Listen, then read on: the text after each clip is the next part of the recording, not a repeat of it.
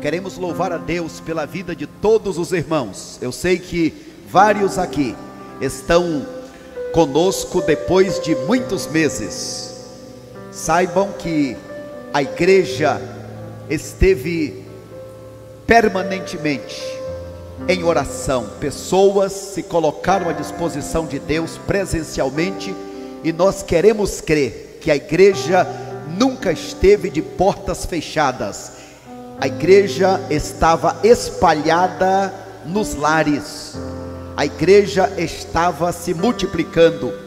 Quantos estão vindo que se converteram nestes dias nas casas, nos lares?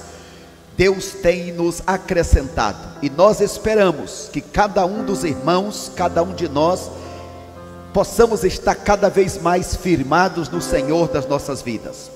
Queremos agradecer pela presença de todos os irmãos, de todos os amigos que estão conosco, aqueles que estão nos acompanhando através das diversas plataformas, seja o YouTube, Facebook, a Rádio Ômega, a TV Guarujá, todos os meios que você neste momento pode estar participando conosco. Cantai ao Senhor um cântico novo, vamos lá?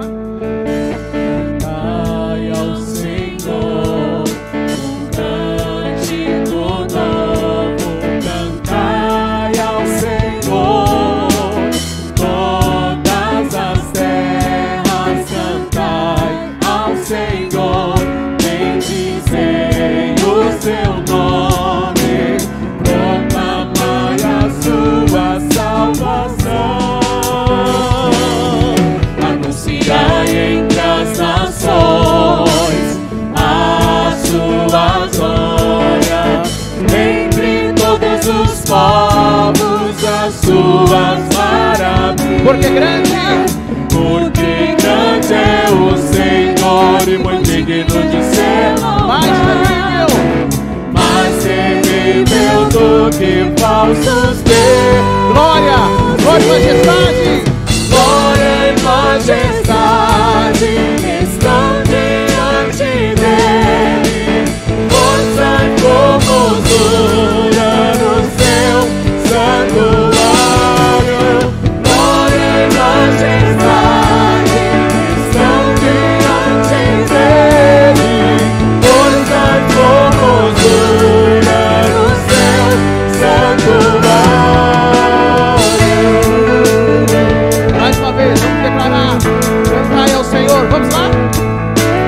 Cantai ao Senhor um cântico novo, cantai ao Senhor todas as terras, cantai ao Senhor, bendizei o Proclamai a sua salvação, proclamai a sua salvação,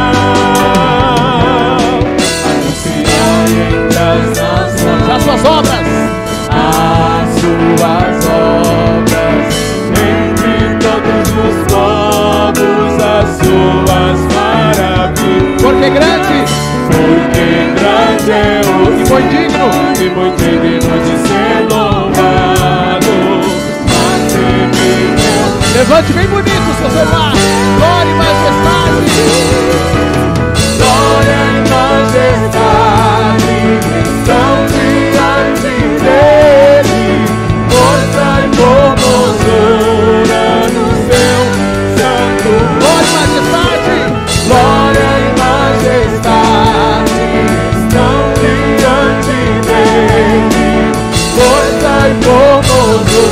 só as vozes, bonito agora, bem bonito, só a igreja, vamos lá, Glória e majestade estão diante dele, força e formosura no seu santuário.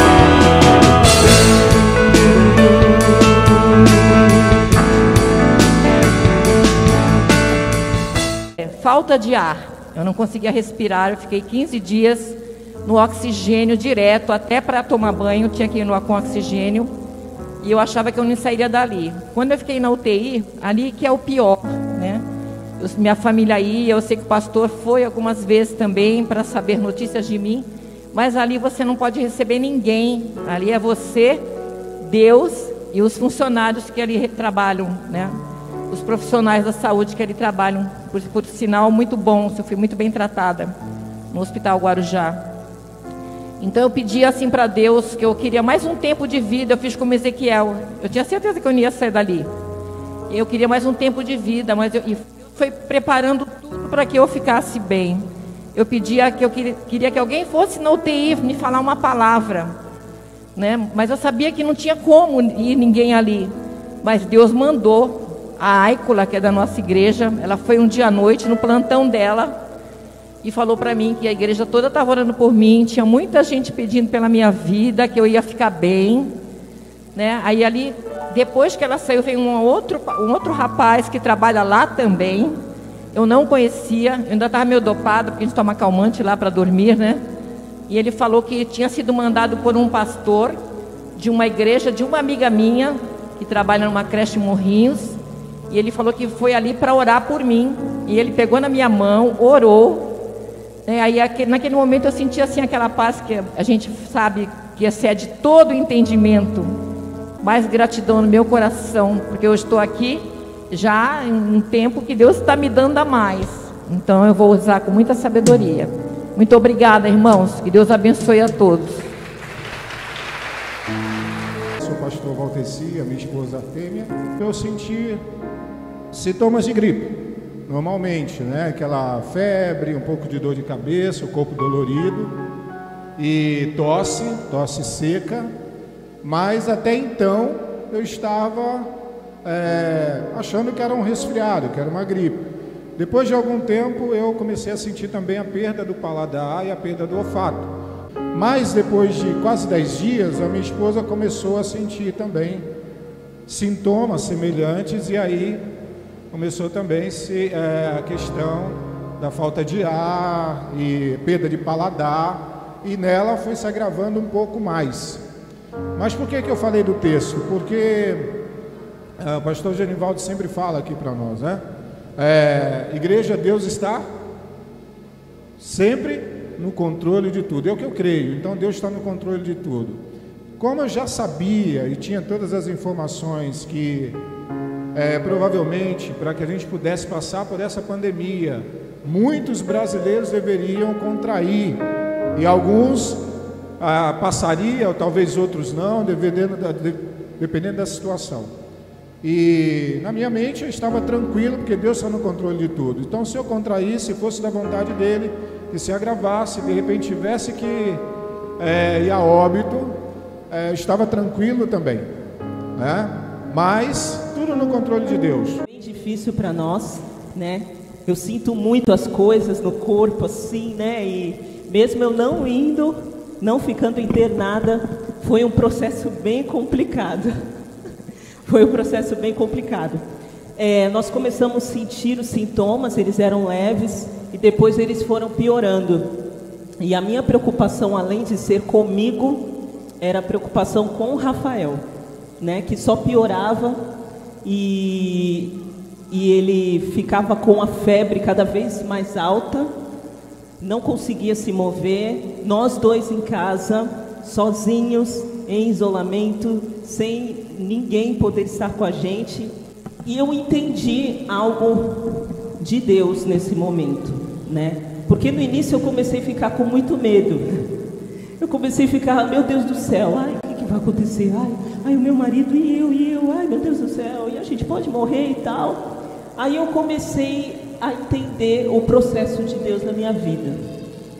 Eu comecei a entender o processo de Deus, porque eu poderia passar por isso, pensando nas minhas forças, em tentar me livrar do Covid, ou tentar me livrar da morte, ou eu poderia me render totalmente ao Senhor e falar, o que o Senhor quer falar comigo nesse momento? E eu vi que o Senhor, Ele tinha algumas coisas para acertar no meu coração naquele momento, né? E ter fé nele e saber na prática que ele realmente estava no controle das nossas vidas. Irmão, eu com 37 anos de idade, nunca pensava na vida que ia ficar internado, nunca internei com nada, nunca tive problema com nada. E eu também, eu vou falar a verdade, que eu não estava botando muita coisa nesse Covid e tal, sabe? Como jovem, né? Eu falo, isso aí não vou pegar não, porque eu sou forte. Mas aconteceu, né? De eu ficar como se fosse... eu fiquei impotente praticamente, fiquei sem chão.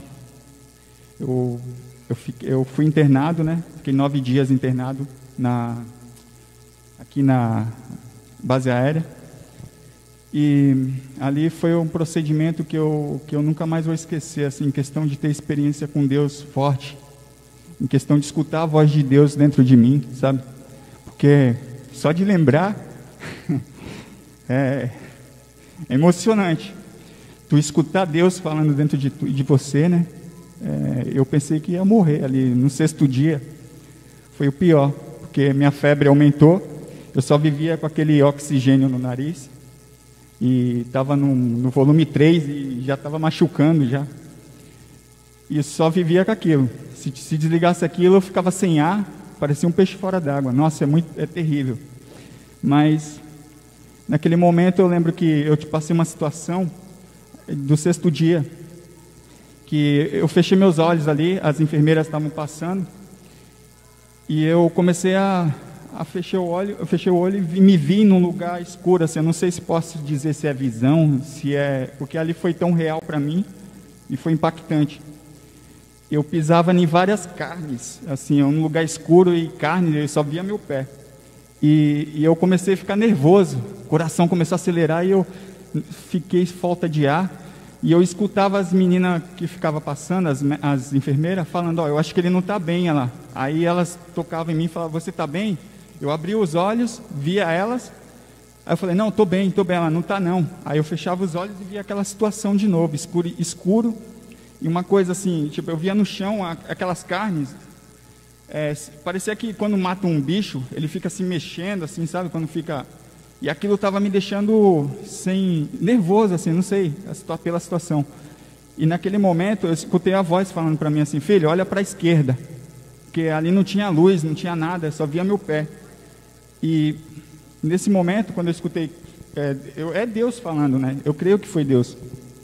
Ele falou, olha para a esquerda. Quando eu olhei para a esquerda, vi uma luz bem longe, muito longe de mim. Aí eu até pensei, eu falei, isso, agora eu vou morrer, né? E ele falava, vem, ele me instruía, o Senhor me instruía a respirar pelo nariz e soltar pela boca, e ficar calmo, porque eu estava ficando nervoso, no meu corpo eu sentia as enfermeiras falando, Rafael, está tudo bem? Eu abri os olhos, só que eu voltava na situação, eu queria estar naquela situação para ver o que era aquilo. Então, foi tão forte assim que Deus começou a falar comigo ali,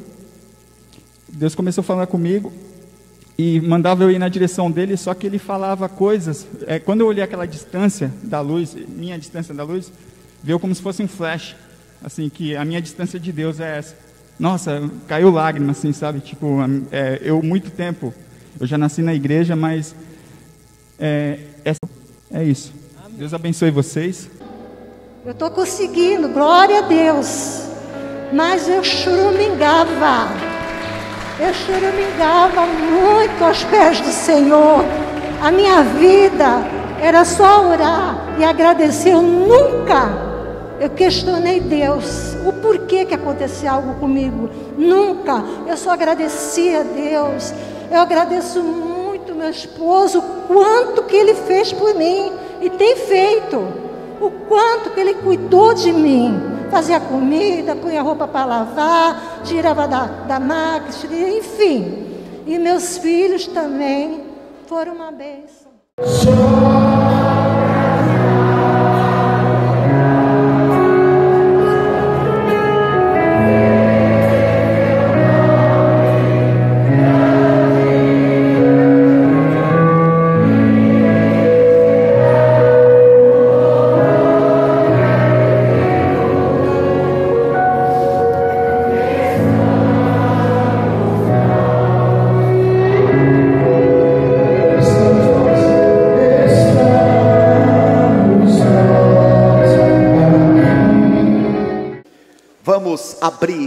palavra de Deus, inicialmente no livro de Crônicas. Primeiro livro das Crônicas, capítulo 16.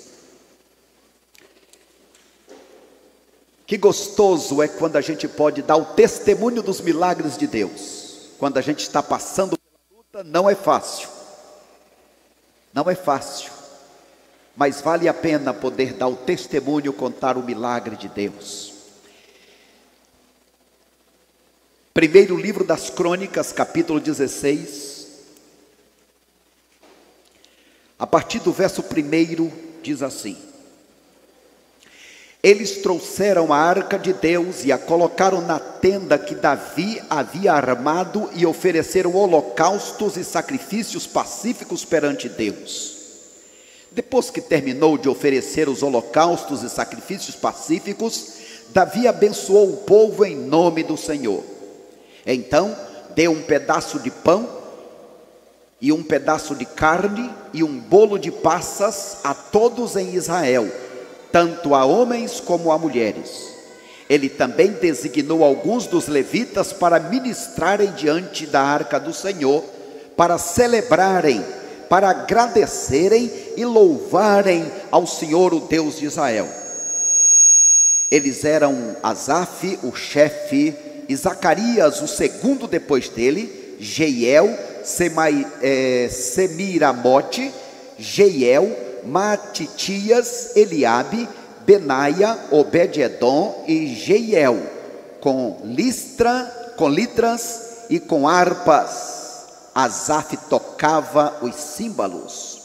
Os sacerdotes Benaia e Jaaziel tocavam trombeta continuamente diante da arca da aliança de Deus. Nesse mesmo dia, pela primeira vez, Davi deu a Asaf e aos seus irmãos o encargo de ministrarem louvores diante do Senhor, dizendo: rendei graças ao Senhor, invocai o seu nome, fazei conhecido entre os povos os seus feitos, cantai-lhe, louvai-o, falai-o de todas as suas obras maravilhosas. E aí continua Davi incentivando o povo a louvarem a Deus.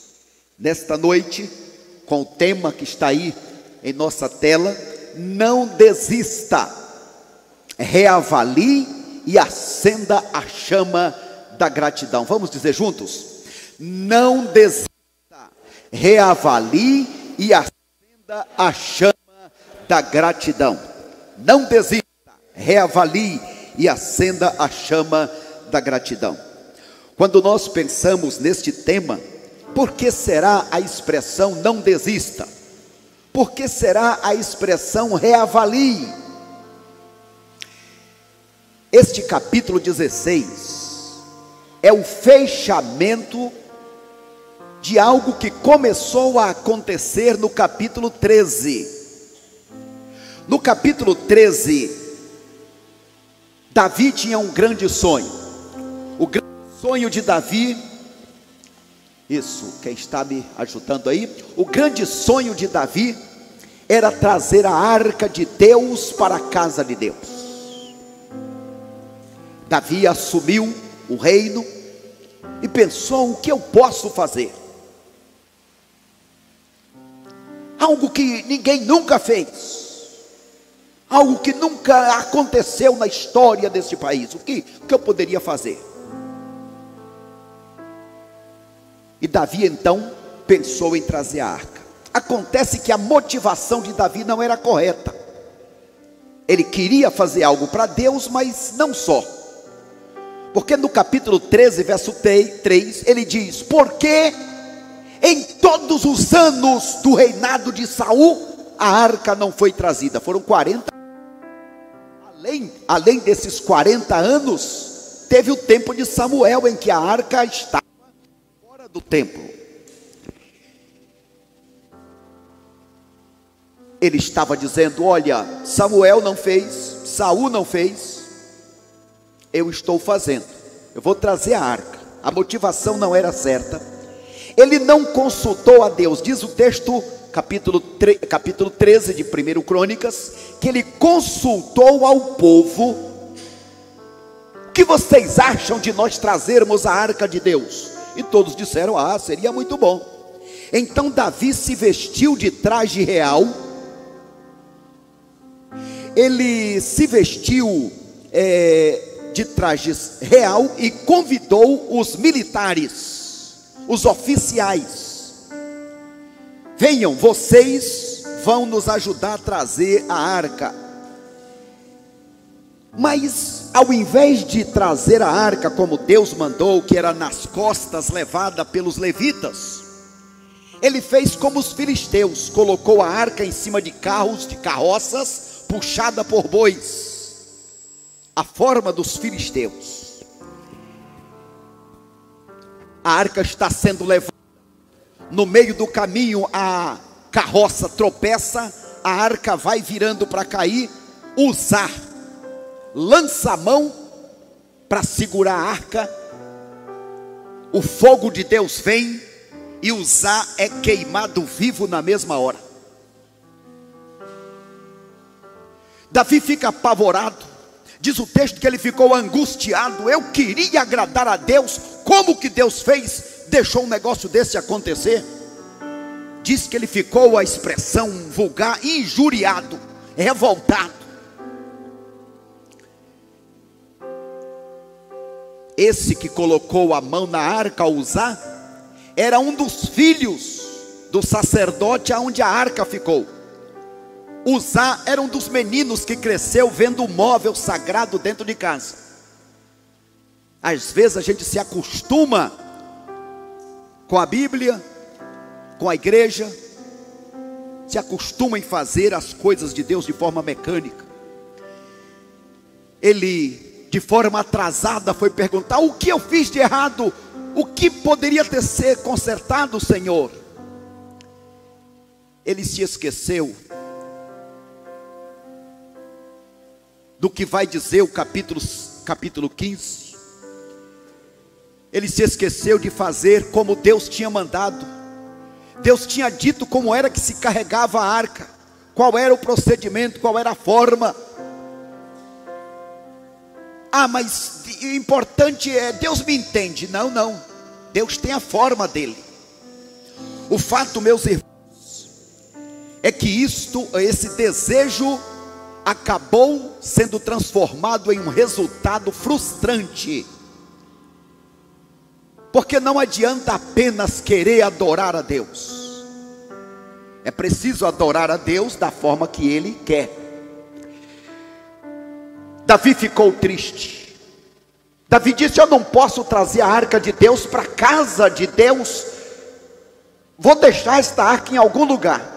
E deixou na casa de Obed-edom, um filisteu. Acontece que a arca ficando lá, do capítulo 14, ficando lá, abençoou a casa do filisteu. O homem não era crente, mas a foi bênção na casa dele. Davi passa um tempo de reflexão. O que é que eu preciso corrigir na minha vida? Disse ali o Rafael. Cada um de nós, o que é que eu preciso consertar? A irmã Dilma disse: eu preciso gastar melhor a minha vida. Pastor Valteci, eu descobri mais uma vez o milagre de Deus.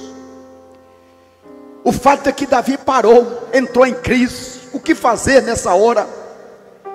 Aí no capítulo seguinte, o capítulo 15, depois dessa reflexão, ele descobriu o que e como deveria fazer. E agora ele experimenta finalmente um resultado prazeroso. Em primeiro lugar, ele consultou ao Senhor. Como é que eu devo fazer? Consertou o relacionamento com Deus. Ao invés de desistir, ao invés de dizer eu não vou mais mexer com isso, ele parou, reavaliou o que é que eu preciso consertar, consertou, e agora ele está novamente se dispondo a trazer a arca de Deus. Neste momento ele não se veste mais de trajes reais, mas ele se veste agora no capítulo 15 de trajes sacerdotais.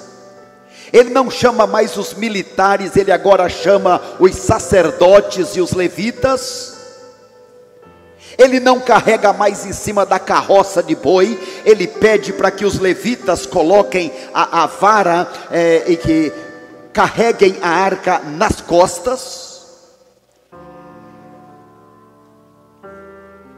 E aí, ele chama as pessoas certas para fazerem as coisas certas. O resultado agora foi alegria, prazer. O resultado foi prazeroso. E aí, finalmente, ele agora está chegando com esta arca no capítulo 16. No capítulo 16, agora temos um homem que não desistiu, um homem que avaliou, e um homem que agora está alcançando um resultado vitorioso, um resultado agradável, um resultado prazeroso. Eu peço a vocês que mantenham a sua Bíblia aberta e olhem comigo aí, capítulo 16, porque nesta noite eu quero pensar com vocês, acompanhando a história, a biografia de 3 pessoas. A primeira é esta, é Davi levando a arca. O segundo é Ezequias. E o terceiro, e a terceira é Maria, a irmã de Lázaro. Pensando então nesse desfecho, quando ele chega em Jerusalém, levando a arca de Deus. Veja aí, capítulo 16, verso de número 8 e 9. Rendei graças ao Senhor, invocai o seu nome, fazei conhecido entre os povos os seus feitos. Cantai-lhe, louvai-lhe, falai de todas as suas obras maravilhosas. Agora, Davi estava se lembrando de que não basta apenas querer adorar a Deus, é preciso adorar a Deus da forma certa. Tem pessoas que querem adorar a Deus através de ídolos. Deus está observando a vida de quem adora para ver se condiz. Então ele convida, em primeiro lugar, gente, olhemos para o Senhor, o que Ele é, quem é Ele. Segundo, vejam as coisas maravilhosas que Ele fez. Meus irmãos, nada escapa ao controle, ao domínio, à direção de Deus. Por isso, Davi convida a todos nós, olhe para o Senhor, louve e exaltem a este Deus. E ele diz mais, alegrem-se no Senhor. Veja aí o verso 10. Gloriai-vos, alegrai-vos no seu santo nome, alegre-se o coração dos que buscam ao Senhor. Tristeza no meu coração não está dando certo, eu preciso parar, reavaliar, porque Deus procura adoradores, Deus gosta de adoradores. O que é que eu preciso corrigir na minha vida?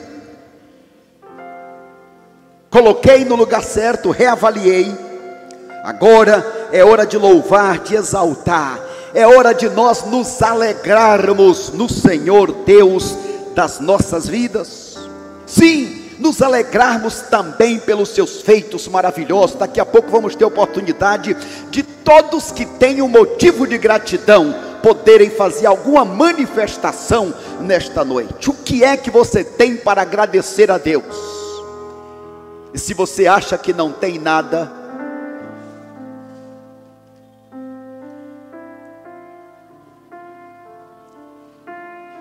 é porque você não está sentindo a dor daquele que sofre, às vezes com uma dor de dente, uma dor de ouvido. Porque quem está passando por uma luta sabe a dor, o peso, a dificuldade. E aí chega no verso 12: Lembrai-vos das obras maravilhosas que ele tem feito, dos seus prodígios e dos juízos que ele decretou. Ele é Deus. Chegamos em janeiro, a cidade foi atacada. Tivemos aí os deslizamentos. Quanto sofrimento. Nós não sabíamos, mas Deus sabia. E onde estava Deus? Pergunta aos incrédulos. Deus está dirigindo, Deus está cuidando, Deus está ensinando.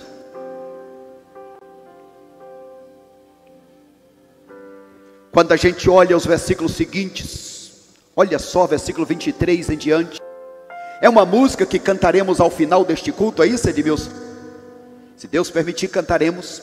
Cantai ao Senhor toda a terra, proclamai dia após dia a sua salvação, anunciai entre as nações a sua glória, a todos os povos as suas maravilhas, porque grande é o Senhor e muito digno de ser louvado, ele é mais temível do que todos os deuses. E aí continua este hino maravilhoso que Davi nos ensina a entoar em louvores ao nosso Deus. Portanto, quando pensamos nesta primeira figura, nesta primeira ilustração desta noite, Davi tentando trazer a arca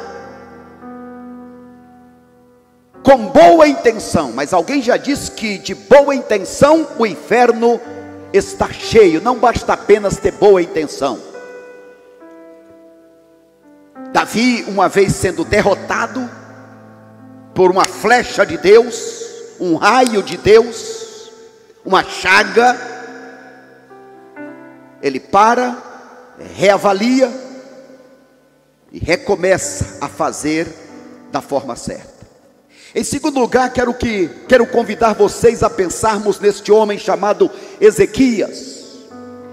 Gostamos de dizer que Ezequias, ele é o pai do idólatra Acás. Ele era filho do idólatra Acás e pai do endemoniado Manassés. Ezequias está no meio de dois terríveis. Manassés é chamado de o pior homem que já existiu na terra. Queimava os seus filhos aos deuses. Mas este Ezequias teve um sonho. Vocês podem ler comigo este verso aí que está em amarelo, todos juntos? Agora tenho no coração um propósito, que façamos uma aliança com o Senhor Deus de Israel, para que ele desvie de nós o ardor da sua ira. A Bíblia diz que Ezequias fez uma verdadeira revolução na terra de Israel, que ele restabeleceu a prática da Páscoa, que ele conduziu o povo a se voltar para o Senhor, o Deus dos céus e da terra.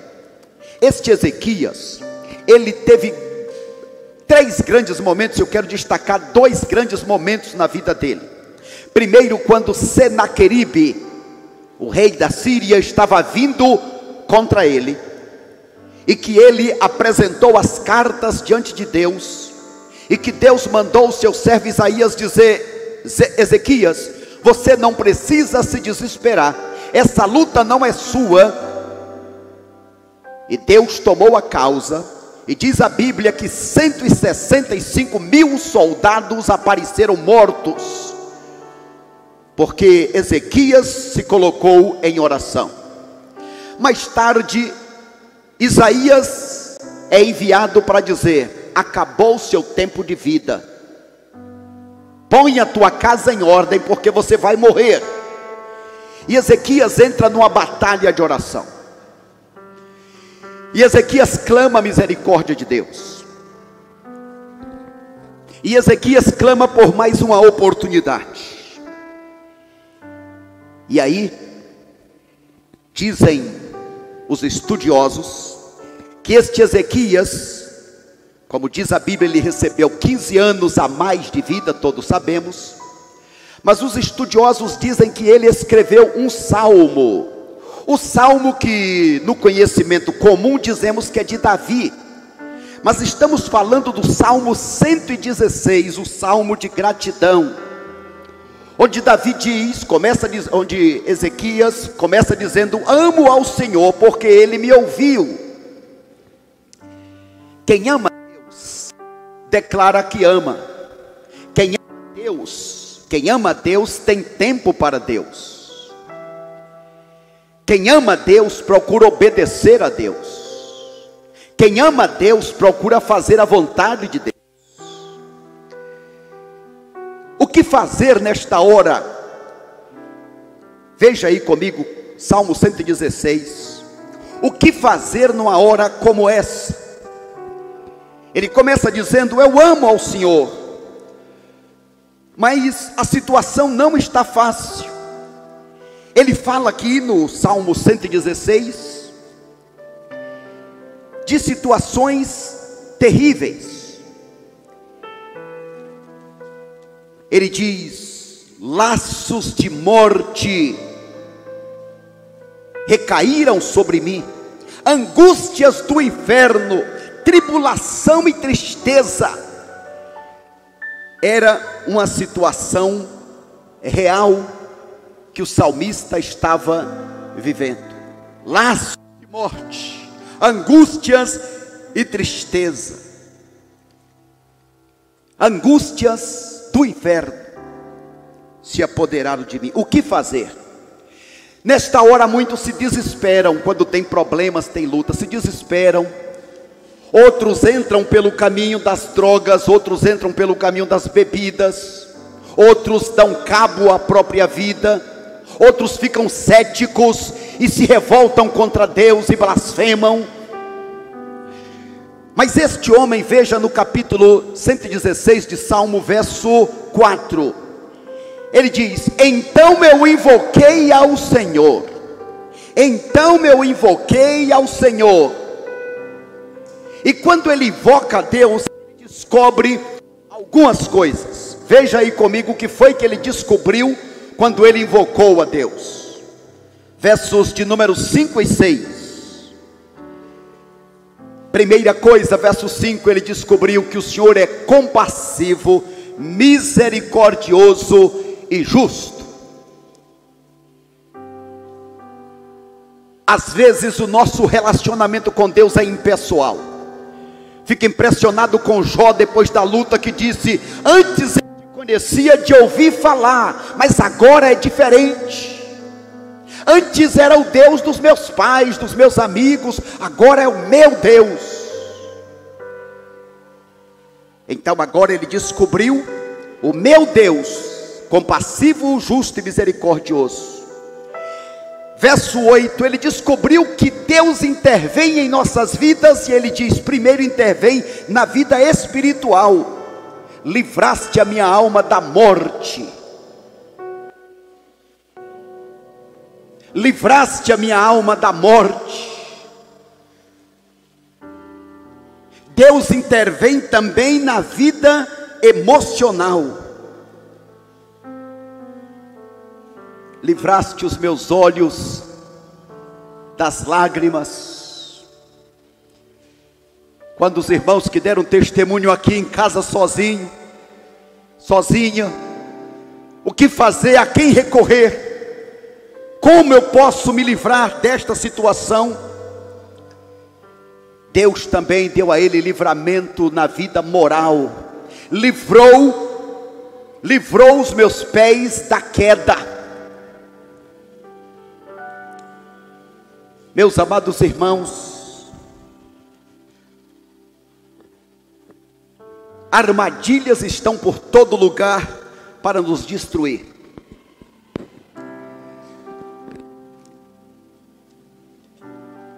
O Salmo 11, verso 3 diz: que poderá fazer o justo quando os fundamentos lhe são tirados?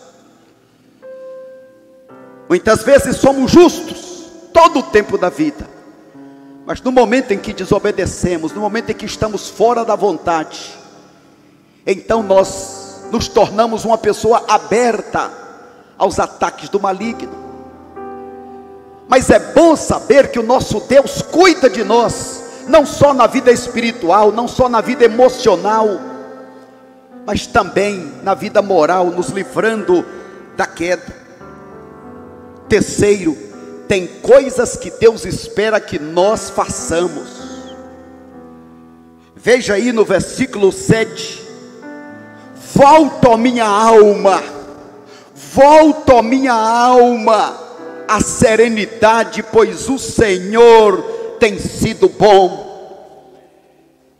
Este capítulo 116, verso 7, foi o texto que Deus me deu em um momento dos mais difíceis, ou o momento mais difícil que eu tive nestes 17 anos na igreja. Um momento terrível que de fato busquei formas para fugir da luta. Em um momento em que já estava para jogar a toalha.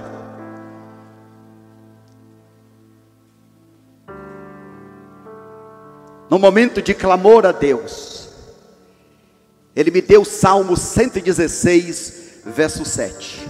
Volta, ó minha alma, à serenidade, pois o Senhor tem sido bom. Queremos às vezes que Deus nos leve, mas muitas vezes Deus está dizendo: anima o teu coração, alegra-te, acalma-te, fortalece-te, anima-te, e Ele fortalecerá o teu coração. Leremos mais à frente esta palavra. Anima-te, e Ele fortalecerá o teu coração. O que estamos dizendo nesta noite é, queridos irmãos, há um Deus glorioso que está no controle de todas as coisas. Nas horas difíceis, nas angústias da vida, não entre em pânico, pelo contrário, se anime, reavalie e acenda a chama da gratidão. Deus, eu não sei porquê, eu não sei para quê, mas eu te agradeço. Vamos dizer juntos: Deus, eu não sei porquê, eu não sei para quê, mas eu te agradeço. Eu te agradeço, meu Deus, porque eu sei que tu és o meu Deus. Eu sei que o meu Redentor vive e por fim ele se levantará sobre a terra. Eu creio que há um Deus no controle de todas as coisas, e eu me submeto a este Deus. E diante disso, Ezequias faz compromissos com Deus. Primeiro compromisso: andarei na presença do verso 9, andarei na presença do Senhor. Essa é a minha decisão, essa é a minha escolha. Eu vou andar com Deus, eu vou andar na luz, eu vou andar na comunhão. Amós 3, verso 3 pergunta: andarão dois juntos se não houver entre eles acordo? Para andar com Deus tem que estar em harmonia com Deus. Segundo, tomarei o cálice da salvação. Eu quero ser um homem salvo, uma mulher salva. Eu quero receber um presente da vida eterna. Jesus, eu te recebo. Eu recebo o cálice da salvação. Terceiro, invocarei o nome do Senhor. Eu não quero apenas um Salvador que vai me levar para o céu. Eu quero um Senhor que o que Ele diz, o que Ele pensa faz diferença na minha vida. Eu não quero um Senhor apenas para pendurar no pescoço ou na parede. Eu quero um Deus que diz vai, que diz vem, que fica e assim por diante. Quarto, oferecerei sacrifícios de adoração. Enquanto eu viver, o meu prazer, o meu lazer vai ser adorar a Deus. Nada vai ser sacrifício demais para mim. Eu nunca poderei agradecer ao meu Deus por tudo que Ele fez e faz por mim. Eu vou me gastar em sacrifício para Deus. E além disso, eu vou testemunhar para todo mundo. Eu vou dizer para todo mundo: olha, eu sou um servo de Deus. Agora, dizer eu sou um servo de Deus aqui na igreja, e hoje aqui é a igreja, né? Dizer isso na igreja é fácil. Deus nos desafia para dizer isso amanhã, aonde quer que estejamos, especialmente nas horas difíceis. Ao invés de murmurar, de reclamar, agradecer. Eu sei que tem um Deus que dirige a minha vida.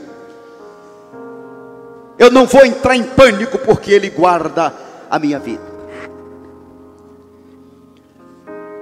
Estas são as lições de Ezequias, quando foi livrado da morte e que escreveu o Salmo 116. Jesus ensina que a gratidão primeiro traz vida onde há morte.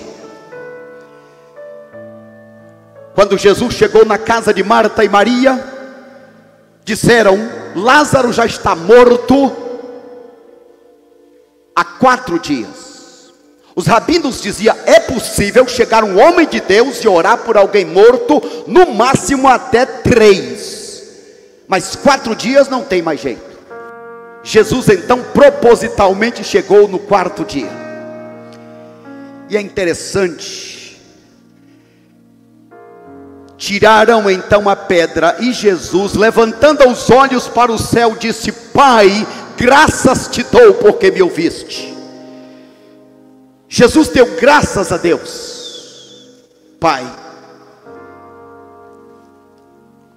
nós precisamos lembrar que temos uma ferramenta nas mãos chamada oração. E meus irmãos, neste tempo de pandemia, confesso aos irmãos que meu coração se angustiou muitas vezes, muito especialmente por cada irmão que sabia que estava contaminado com o vírus. E dentre eles eu destaco 2. E por que esta preocupação, pastor? Porque eu estava no nome do Senhor dizendo: vamos ser cuidadosos, criteriosos, vamos tomar os cuidados, mas não podemos recuar. E a igreja voltou: vamos reiniciar as nossas reuniões presenciais. Havia dedos apontados, dizendo: olha aí, está vendo? Olha lá. E quando eu via que alguém estava, pedia misericórdia a Deus. Eu me lembro do meu irmão Evaldo, que foi o primeiro que soube. Isto não é para minha glória, é a nossa obrigação, e eu sei que muitos oraram, mas ele estava na equipe de cânticos, e eu sabia que os dedos se levantariam para acusar, porque o que não falta são acusadores.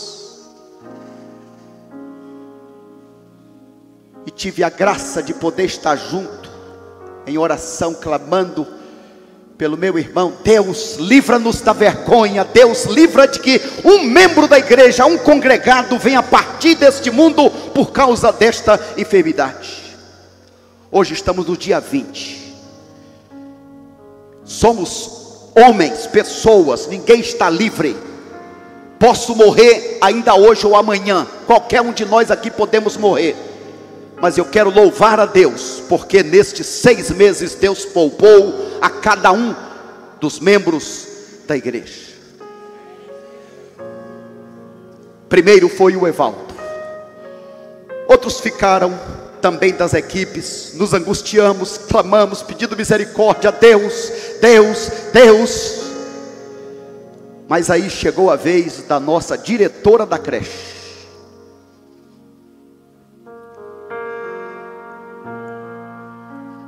Soube que estava doente. Mas muitos ficaram e foram curados. Mas com ela a coisa foi se complicando. E foi se complicando. E cheguei uma das oportunidades para fazer a visita no hospital. As responsáveis disseram: não, o senhor não pode entrar. Carteira de pastor, carteira de psicanalista, não pode entrar. Era 11 horas da manhã. Se o senhor ficar até as 2, uma médica para dar um relatório. Tínhamos um familiar de outro membro da igreja lá. Fiquei para as 2 horas, quando assistiria o resultado dessas 2 pessoas. E uma voz veio na minha mente: assim como nos dias de José na prisão, um viverá, o outro morrerá. Meu Deus, só a tua misericórdia. Fui com a filha de um servo de Deus, de uma das igrejas da cidade, e lá recebemos a notícia fatídica. Eu quero parabenizar os profissionais do Hospital Guarujá. Mas ali era o momento final para aquele valoroso homem de Deus. Eu disse: bem, se o primeiro é o que faleceu, então a segunda receberemos boas notícias. A segunda notícia era da irmã Dilma. A pessoa deu as notícias, era uma quarta-feira. Tive contato com alguns familiares, mas o fato é que na quinta-feira à noite, eu não sei, ainda espero saber o que aconteceu na quinta-feira à noite. Porque na quinta-feira à noite, forças do inferno vieram para dizer: olha lá, a diretora da creche. Primeiro, porque vocês deixaram ela trabalhando?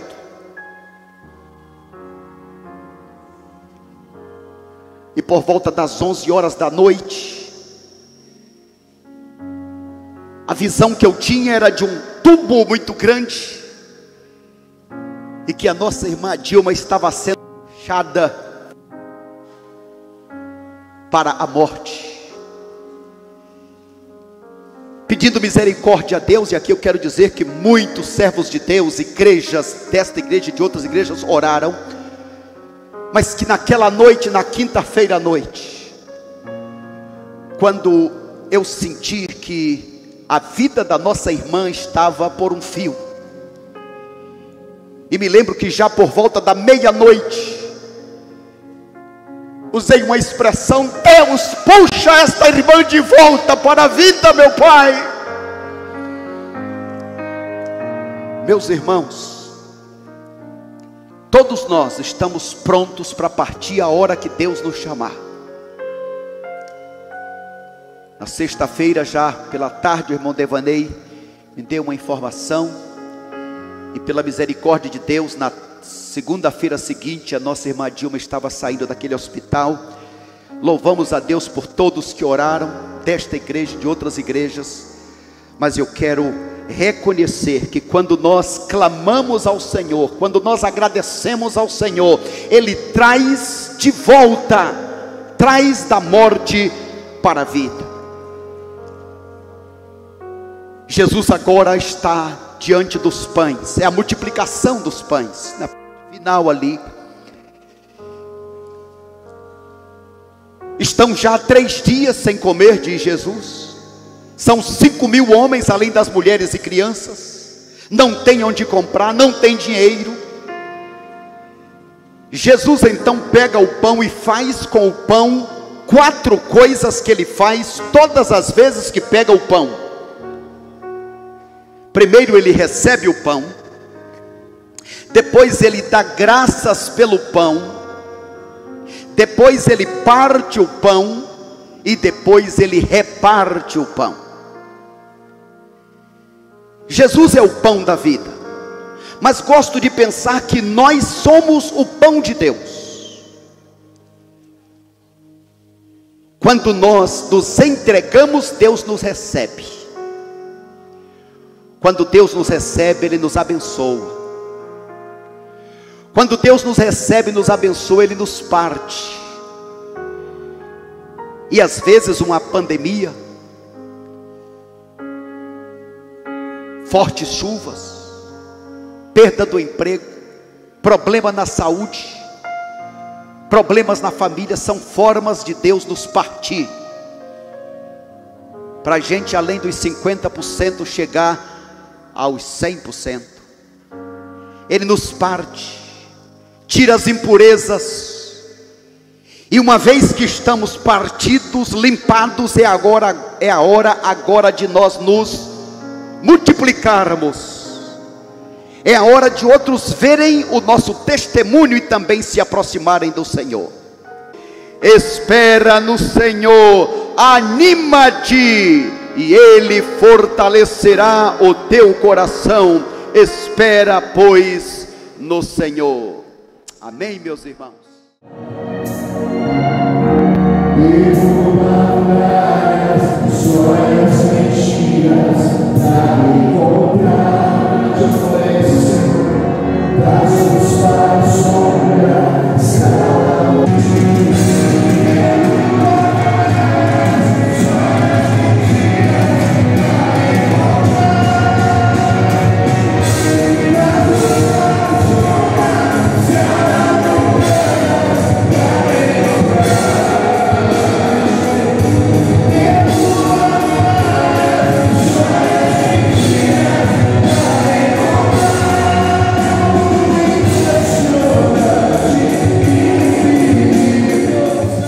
O nosso reconhecimento, a nossa gratidão, continua animando e fortalecendo os que ainda estão à distância.